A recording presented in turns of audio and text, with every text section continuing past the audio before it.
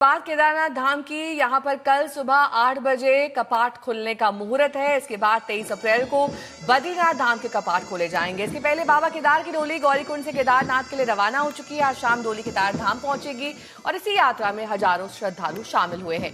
गौरीकुंड सहित पैदल यात्रा मार्ग पर जगह जगह जाम लगा हुआ है। उधर केदारनाथ में तैयारियां जोरों पर हैं। केदारनाथ धाम में करीब 51 क्विंटल फूलों से इस मंदिर को भव्य तरीके से सजाया जाएगा।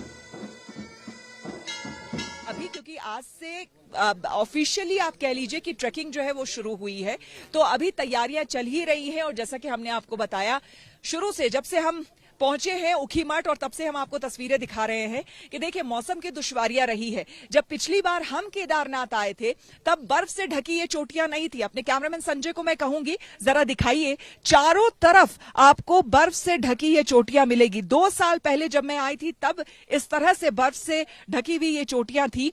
अपने आप में ये जो मनोरम दृश्य है, ये प्रकृति का जो श्रृंगार है बाबा के धाम में, ये अद्भुत है। हम ये भी कह सकते हैं कि मानव रूप में इंसान अपने तौर पर मंदिर को फूलों से सजाता है, या फिर बिल्कुल फूलों से सजाता है, लाइटों से सजाता है, लेकिन प्रकृति अगर श्रृंगार करे भोलेनाथ का तो वो किस तरह से करेगी? तो वो इसी तरह से करेगी जो आप अपने तस्वीरों में देख सकते हैं।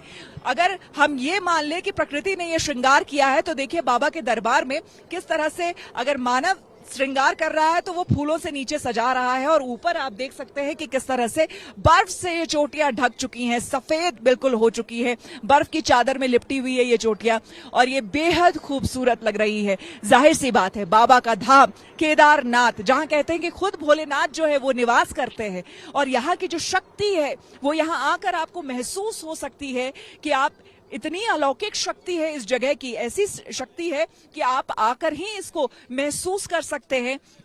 जब आप यहाँ पर आते हैं तो दुनियावी जितनी भी चीजें हैं उससे आप कोसों दूर चले जाते हैं, और आपको ये लगता है कि अगर जीवन में कुछ है तो वो बाबा का नाम है, बाबा का स्मरण है। एक बार बाबा का स्मरण हो जाए, एक बार बाबा की झलक मिल जाए, तो उसके बाद जीवन में कुछ और पाने की आपको लालसा नहीं रहती है।